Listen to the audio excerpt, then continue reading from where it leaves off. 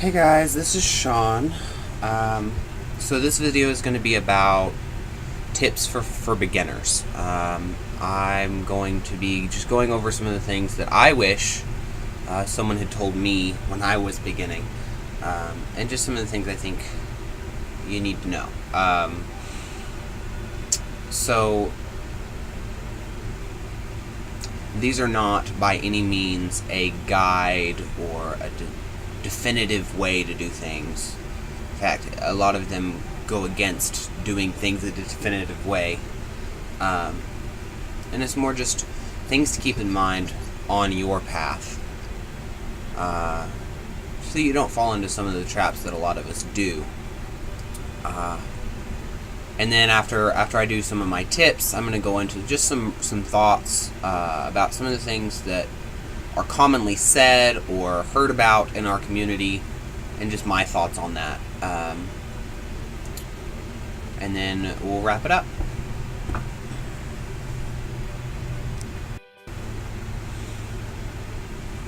Tip 1. Don't try to know or do everything at once. Don't rush. You don't have to be perfect. You don't have to know what all the stones mean and the herbs. You don't have to do all the rituals and the big spells. Start small. Do one thing at a time. Don't rush it. A lot of people I see, and I fell into this trap as well, was they would pick 8 different things to start with, and they would just,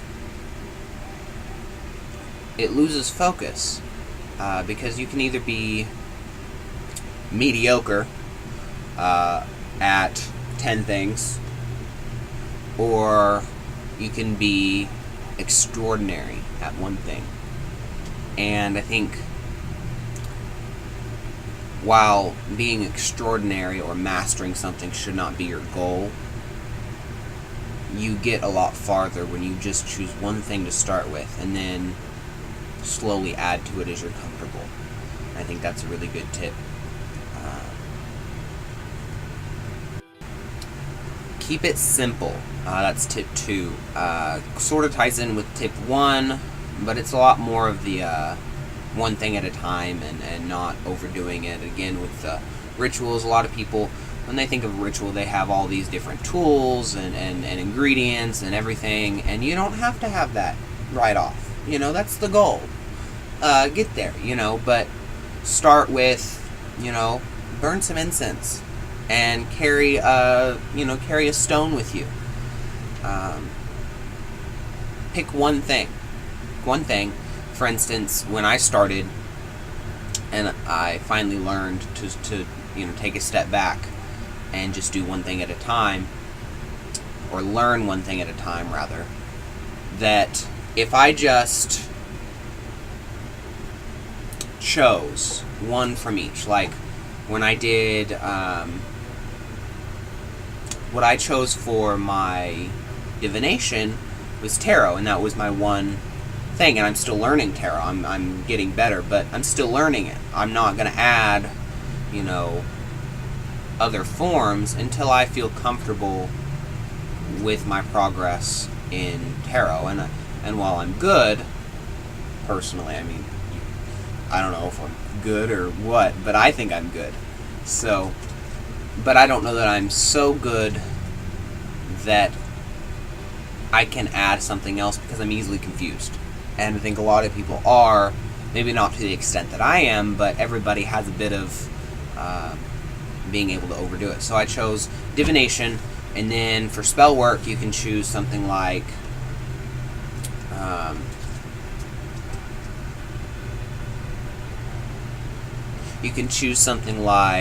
stones, and through that path you can do, you can carry them in a sachet.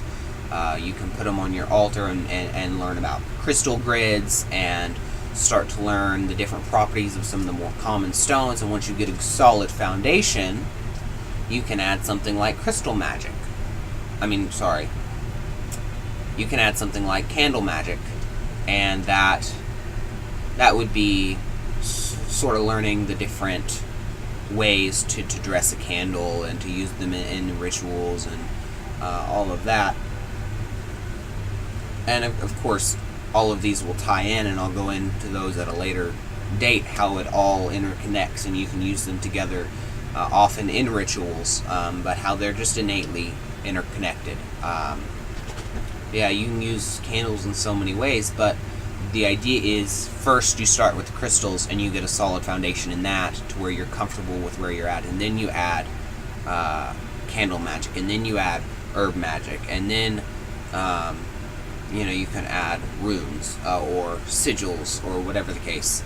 Just whatever you're interested in. Pick one at a time.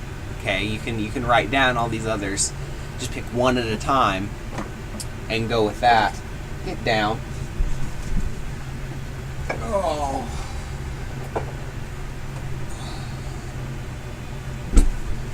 Anyway, so that is my, tip for keeping it simple. You don't have to do it all at once. You don't have to do the convoluted rites and etc. You can just do one at a time and slowly build up. And eventually, soon before you even know it, you'll be doing rituals with the best of them. Anyway, so that is that tip. Tip number 3. Be yourself. I see a lot of this, and there's nothing wrong with this. I see a lot of Wicca going around, and it's become sort of pop culture, which of course that's okay if that's what works for you. But don't think that just because Wicca is what is popular, that it is what you need or what is your path. Don't do what's popular. If Wicca works for you, go for it. But oftentimes you see witches that are Christian. I'm pagan, eclectic pagan, which means I give fuck all the rules. I don't just choose one path. I cherry pick what I believe from many paths. Some people that doesn't work for. Some people need more structure, and that's okay. It's a matter of who you are and what you need for your path. But don't just do it because that's what everyone's doing. If you want to be Buddhist or Muslim or Christian or pagan or eclectic or Wiccan, do that. And then of course within that is there are so many ways to be a witch. Are you going to be a sea witch? Are you going to be a green witch? Are you going to be eclectic? Are you going to be a storm witch? Urban witchcraft? Are you closeted? There's so many different ways that you can go, and different paths and different, ideas to follow. You don't have to do it the way your mother did it, the way your friend does it. You don't have to follow the same path as everybody else. It's just be you. Be yourself, and don't let anyone tell you what your path is. That is one of the big ones. Just be yourself. Here's a big one that I see quite often. Remember that while witchcraft can be beautiful and loving and mysterious and awe-inspiring and can solve quite a few problems, can support you in so many things, it is not a replacement for life. You still have to live your life. I see a lot of people who will ignore the mundane solutions to a problem, but will do the magical ones, and that's not how magic works. While it's a support system, it is not a cure-all. You cannot expect to cure cancer if you aren't taking care of your body. You can't get thin if you don't eat right. No matter what magic you cast, it's not going to do it for you. You have to put the effort in. You have to live your life for yourself. Magic isn't going to do it for you. It is not a replacement for your own will or your own decisions. In fact, you cannot contravene your own decisions through magic. If you were to say, cast a job spell, and you need a job, you're unemployed, whatever the case, whatever the reason, whatever the case, and you were to cast that spell, but all you did was sit at home and flip through Facebook, you're probably not going to get a job. It's just a support system. It is a support system, but it is not a do it for you. Alright, so this is fun. Tools. Okay. They're not necessary. They're fun, and they help immensely when you are working with magic and directing energies. You're going to want a wand, you're going to want the crystals and the stones and the candles and everything because it's so fun, and it sort of can help you focus your intention. And while I recommend you get them, I don't think that they are necessary. You don't have to have them in order to perform magic. The base of all magic, in my opinion, is energy. It's energy and it's intent. And you have plenty of that within your own body. You want a wand? Forefinger. Works in a jiff. You need a cleanse? Use your mind. Visualize. Manifest. Pencil and paper. Everybody's got that. At least most people. If you don't, it's kind of sad.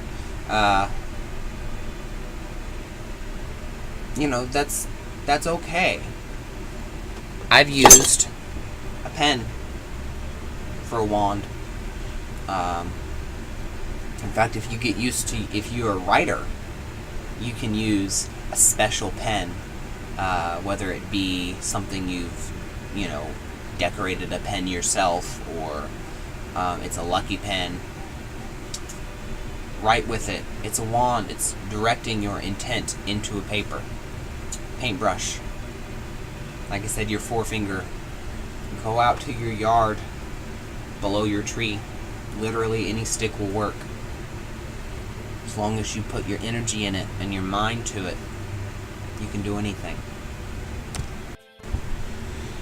So, those were my tips.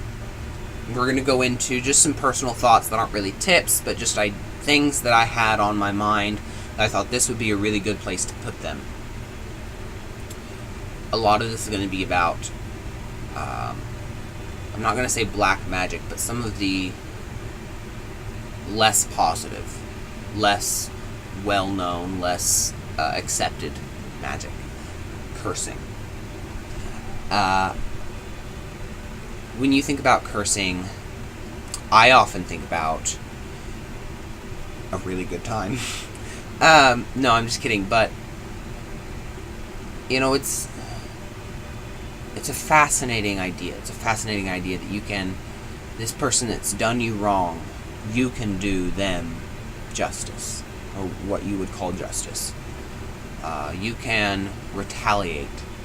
And you can. It's quite possible. It's not impossible. Like I said, everything is intent. And so if you intend to, you can. Should you? And that's what I'm going to go into. Cursing is not out of the question. But it's not something you should just do. I think there's a lot of things that go into it. And one of the ideas that I've come to is whatever you're trying to achieve with cursing, you can achieve mostly with a blessing. Is there a wife beater that you want to curse with impotence?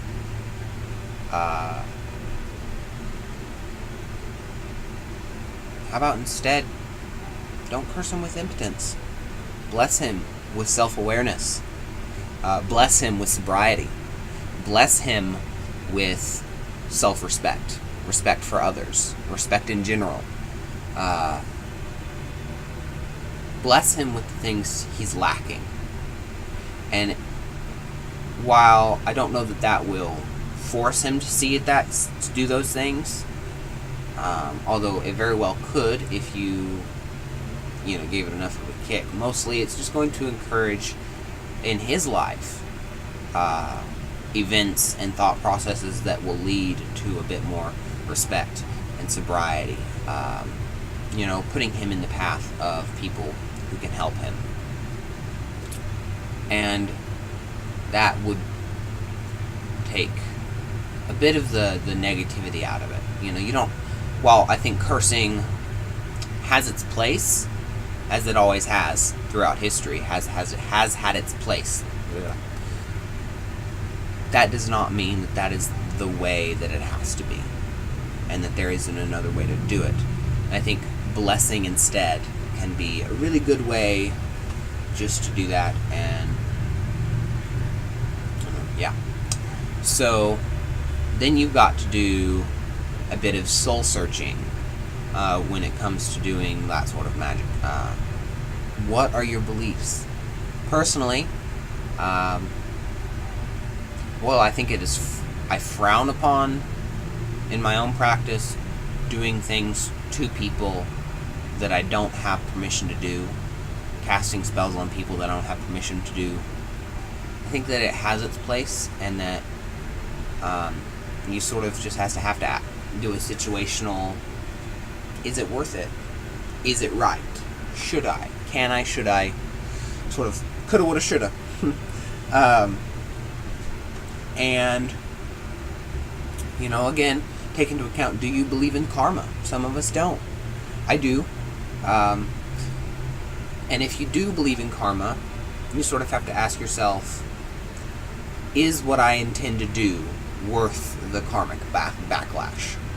If I were to curse this wife beater, is it worth whatever may happen to me in return? Because it, and you have to take into account as well, does karma take into account the fact that it was a wife beater that you cursed? Or is it just concerned with, rather than situational, just the energies? Does it just see the fact that you're putting out this curse and say that's negative energy, return it? Or does it have a bit more thought to it? This is a curse, yes, but I was going to do that to that guy anyway. So, just balance the scales. Maybe it's like that. Or maybe you don't believe in karma at all and you can just do fuck all. It's up to you, really. But you really have to look within yourself for the answer. You're not going to find it in everybody else. You're going to find it in what you believe. I think that's really important for people to understand, is that you can't just do whatever you want with witchcraft. You have to find out what you believe and stick to it. If that means that you believe in karma, you have to decide whether cursing this person or hexing them or jinxing them, whatever form of negativity you want to put out, is it worth the karmic backlash? Do you believe in the Wiccan Rede? Which I'm not sure what exactly, wording wise, but I think the gist is it uses like the threefold law, which is whatever you put out comes back threefold, and basically do what you will, but don't harm nobody. You got to take that into account. Those are rules. I think that's important.